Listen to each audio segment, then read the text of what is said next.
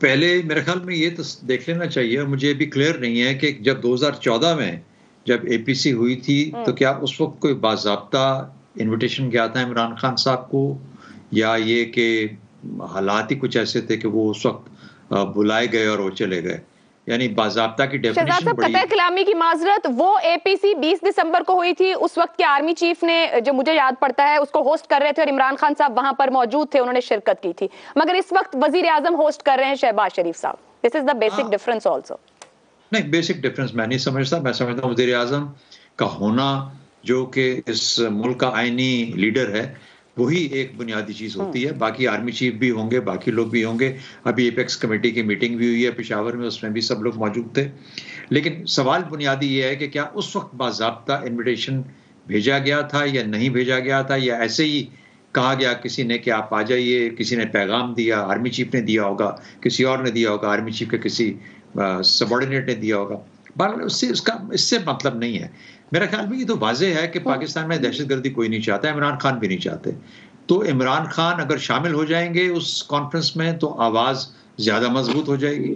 बहुत important political leader हैं इस वक्त, सबसे बड़ी पार्टी के पॉलिटिकल लीडर हैं, और अगर वो आ जाएंगे तो इसमें बहुत उनकी आवाज़ मजबूत हो जाएगी। वरना एग्जीक्यूटिव डिसीजन के तौर पर तो एग्जीक्यूटिव डिसीजन ही रहेगा, और आज एग्जीक्यूटिव अथॉरिटी शहबाज शरीफ के पास है। इसलिए इसका शहबाज शरीफ का काम है कि वो इस जंग को लड़ें, जो भी दहशतगर्दी के ऊपर फैसले करना चाहते हैं। ये एपीसी क्यों जरूरी होती है? इसलिए जरूरी होती है कि तमाम स्टेक होल्डर्स इसमें शामिल हो जाएं, all of the nation approach ली जाए इसके अंदर, कि पूरी कौम इसमें शामिल है। ये ना लगे कि इमरान खान का जो धड़ा है, उनका पीटीआई जो है वो इससे बाहर है। उसकी कोई दो और वजूहत भी हो सकती हैं। देखिए, हम असल में जागते हैं, एक और चीज मैं कह दूं before I go to that point, हम हमेशा ढूंढते हैं यूनिवर्सल कंसेंसस। यूनिवर्सल कंसेंसस दुनिया भर में मुमकिन नहीं होता। 2014 में हुआ, बहुत अच्छी बात है, खुशाइंद, ऐसा मैंने कहा, ऑल ऑफ नेशन अप्रोच हो जाती है, सब मिलके लड़ते हैं।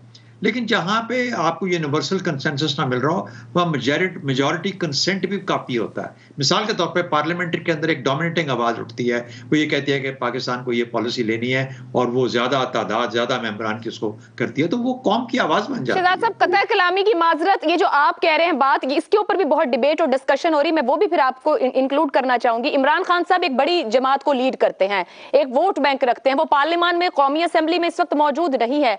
अगर वो इस एपीसी का हिस्सा भी नहीं होते तो फिर सवाल नहीं उठेगा कि एक बड़ी जमात, एक इलेक्टेबल्स, जो भी लोग उनके वोटर्स हैं, उनका मैंडेट शामिल नहीं है इसके अंदर? आप समझते हैं जरूरी नहीं है, कोई फर्क नहीं पड़ता?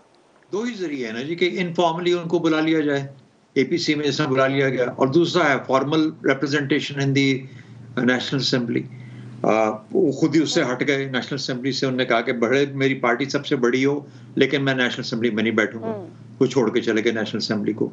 अगर होते वहां पे तो आज उनकी आवाज वहां पे भी मैटर करती, एपीसी में भी मैटर करती, और बाकी तमाम मामला जो है उसके अंदर अपनी। लेकिन ये भी तो मुमकिन है कि वो इन लोगों के साथ बैठना ना चाहते हो, ये भी तो मुमकिन है कि वो इनकी बात से एग्री ना करते हो। उनके तो पार्टी के किसी लीडर ने अभी रिसेंटली ये भी बोला है कि हमारी जो पॉलिसी थी टीटीपी के साथ, वो ज्यादा कामयाब थी, कि हमने उसके अंदर अमन देखा, रिलेटिव अमन देखा। हालांकि ये कहना कि मुकम्मल अमन ऐसी हरगिज़ चीज नहीं थी। उनके वक्त में भी, उनकी गवर्नमेंट के दौरान भी बहुत मुश्किलात थी। महमूद खान ने तो अभी 2 हफ्ते पहले छोड़ी है, और किस किस्म के वहां पे मसाइल नहीं आए। वो जो चाइनीज के ऊपर हमला हुआ, वो कोई हमारे भूला नहीं है। तो कहने का मतलब है कि ये मामला चल रहा था बड़े अरसे से। अब इसके ऊपर हमने वैसे पर्दा सा डाला हुआ था। मेरा ख्याल है पॉलिसी के अंदर जो बहुत बड़े बड़े गैप्स और होल्स थे, वो खुल के सामने आ गए हैं, और ये ऐसे वक्त में उन्होंने, टीटीपी ने उसको इस्तेमाल किया है, जबकि हमारा जो, जैसे कहते हैं ना, पॉलिसी साज अदारे, जिसके अंदर नेशनल असेंबली भी है, हुकूमत भी है, सूबाई हुकूमत भी है, एस्टेब्लिशमेंट भी है, ये सब के सब कोई आपस में, इनके बीच में थोड़ा सा कोई आपस में इख्तलाफ और इंतशार फैला हुआ था। वो उस किस्म की हमगिरी नहीं थी इन सब के अंदर।